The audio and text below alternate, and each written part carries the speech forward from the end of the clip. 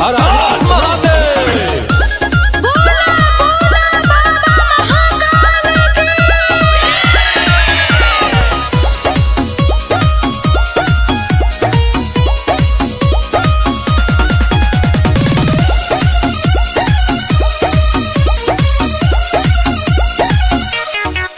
जब से सावन चढ़ा है जानू दिखते नहीं, कोई कॉल नहीं मैसेज भी लिखते नहीं।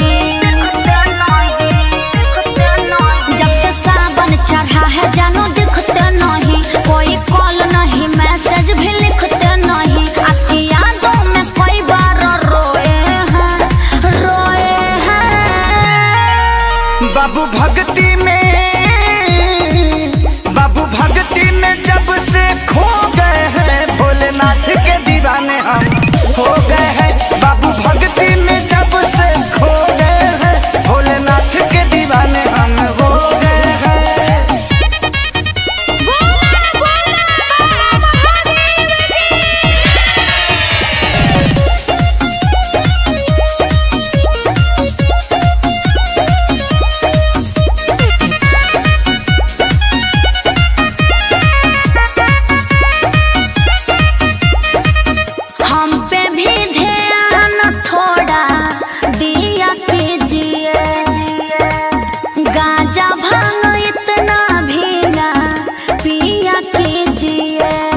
अच्छा एक बार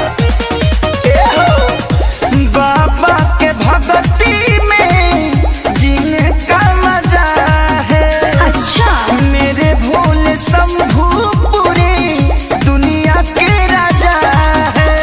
भांग पी के भर पेट क्या सो गए हैं बाबू भक्ति में।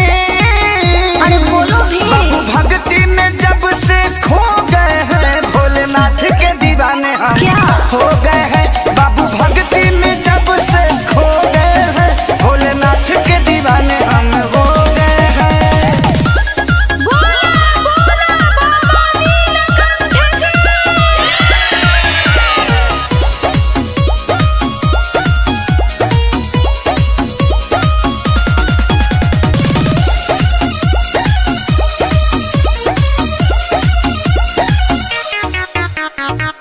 हमको तो आता नहीं है पूजा पाठ करना, हमें भी सिखाइए ना तो देंगे यही धरना।